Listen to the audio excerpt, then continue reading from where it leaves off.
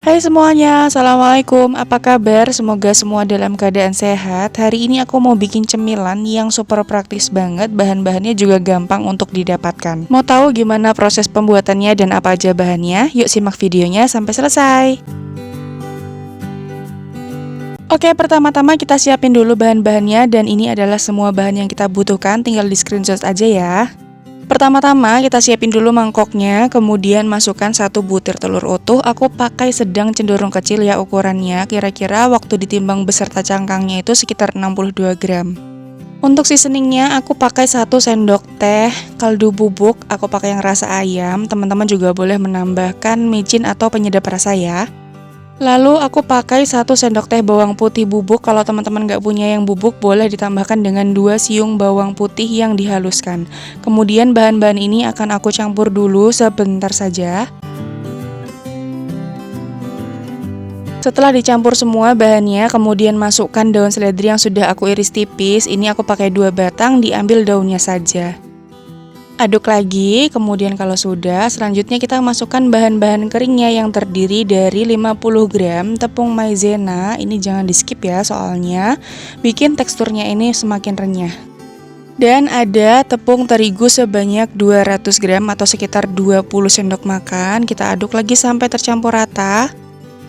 Jadi total dari bahan kering atau tepung-tepungan yang kita pakai adalah 1/4 kg atau sebanyak 250 gram. Kemudian karena ini sudah terasa berat, akhirnya aku aduk lagi, aku adon menggunakan tangan.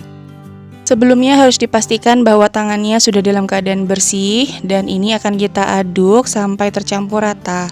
Kalau teksturnya sudah berpasir seperti ini, selanjutnya kita masukkan bahan basahnya. Aku pakai santan kara atau santan instan dengan takaran 65 ml. Ini aku masukkan dulu setengahnya sambil kita aduk. Kalau teman-teman tidak mau pakai santan, ini boleh banget diganti takarannya menggunakan air biasa. Sama saja takarannya kurang lebih sekitar 65 gram. Kita aduk lagi sampai tercampur rata. Dengan menggunakan tangan, kita juga bisa mengetahui konsistensi dari adonan. Kalau adonannya masih terasa sangat berat atau terasa sangat kering, nanti teman-teman bisa menambahkan sekitar 1-3 sendok air biasa. Tapi kalau misalnya adonannya sudah terasa pas, tidak terlalu kering dan juga tidak terlalu lembek, ini berarti tinggal diadon saja sampai semuanya tercampur rata. Nah, ternyata tadi di awal aku lupa untuk menambahkan garam. Jadi untuk garamnya di sini aku pakai 1/2 sendok teh atau disesuaikan saja dengan selera teman-teman semua. Nah, kemudian kalau sudah tercampur rata kurang lebih, nanti hasilnya dan juga teksturnya lembut, tidak terlalu kaku, tidak terlalu kering. Kurang lebih kalau dilihat dari dekat itu seperti ini ya teman-teman. Jadi pas banget adonannya seperti ini. Nah, kurang lebih kalau dilihat dari dekat, kira-kira tekstur dari adonannya seperti ini ya. Oke, ini kita sisihkan dulu sebentar. Untuk cetakannya, di sini aku pakai cetakan kue garpu. Bisa dibeli di Shopee dengan harga yang cukup murah. Nanti aku taruh linknya di description box ya. Teman-teman bisa juga untuk beli. Atau kalau misalnya nggak punya, boleh banget untuk diganti menggunakan garpu. Karena sesuai dengan namanya, kue ini memang kue garpu. Jadi nanti teman-teman boleh pilih pakai garpu atau juga pakai cetakan yang tadi aku punya. Nah, di sini aku sudah siapkan wadah yang sudah ditaburi dengan tepung terigu tipis supaya nanti adonannya tidak saling menempel satu sama lain. Untuk mengambil adonan di sini aku pakai sendok takar yang ukuran 1 gram, tujuannya supaya nanti bisa sama semua beratnya dan juga tidak terlalu tebal, tidak terlalu tipis ya. Cara bikinnya gampang banget, tinggal ambil 1 adonan tadi, kemudian ditekan-tekan sampai setipis mungkin, ditekan sampai bagus bentuknya dan digulung-gulung, kurang lebih hasilnya seperti ini.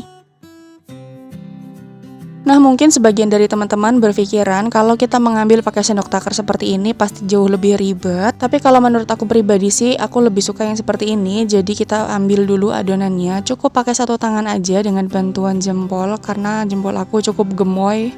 Jadi cukup ditekan-tekan seperti ini, dijubit aja, nggak usah perlu sampai yang pas banget gitu takarannya, enggak, cukup seperti ini. Nanti hasilnya bisa lebih cepat loh teman-teman ketika kita mengerjakan yang digulung-gulung. Tapi kembali lagi ke teman-teman semua, mana yang lebih mudah silahkan dilakukan ya. Oke, lanjut lagi. Jadi caranya masih sama, ambil 1 butir adonan yang tadi sudah kita takar. Kemudian ditekan-tekan sampai setipis mungkin seperti ini. Karena adonannya pas, tidak terlalu keras, tidak terlalu lembut, jadi dia tidak lengket dan juga tidak terlalu kaku. Hasilnya mirip banget kayak makaroni yang keriting itu ya teman-teman. Cantik banget bentuknya. Kemudian lakukan hal yang sama sampai semuanya selesai. Oh iya, buat teman-teman yang baru aja mampir ke channel YouTube aku, minta tolong subscribe-nya dan juga nyalakan lonceng notifikasinya supaya nggak ketinggalan video-video aku terbaru lainnya nantinya.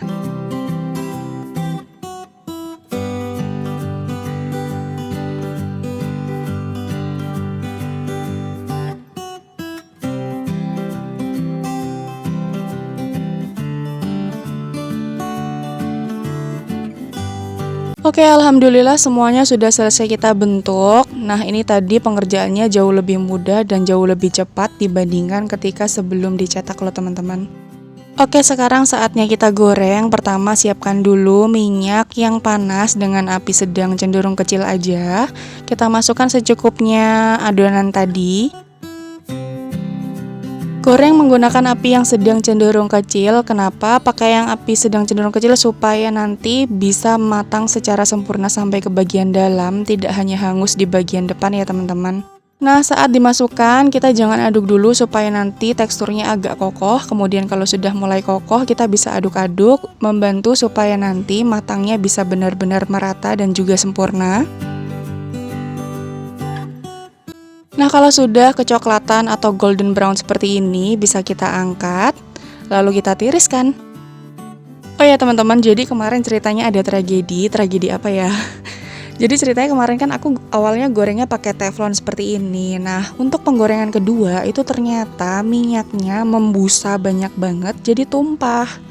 Jadi tipsnya supaya nanti teman-teman kalau mau goreng hal yang sama atau mau menggoreng ini juga, usahakan pakai wajan yang lebih lebar atau pakai teflon yang lebih besar supaya nanti ketika berbusa seperti ini minyaknya tidak luber. Nah, kurang lebihnya contohnya seperti yang ada di layar itu, benar-benar dia membusa sampai banyak banget, tapi ketika diangkat nanti busanya hilang. Dan udah deh, jadi ini dia hasilnya kue garpu yang supernya banget. Ini enak banget deh teman-teman, percaya. Teksturnya super renyah, gurih banget rasanya dan juga tidak keras sama sekali. Bisa dibilang ini tuh rasanya mirip seperti cemilan yang namanya tusuk gigi. Pokoknya enak banget, teman-teman wajib banget dicobain di rumah. Bisa jadi cemilan atau juga mungkin bisa jadi ide jualan. Selamat mencoba, semoga berhasil. Terima kasih udah nonton videoku sampai akhir. Wassalamualaikum, bye. Jangan lupa like, share, dan subscribe.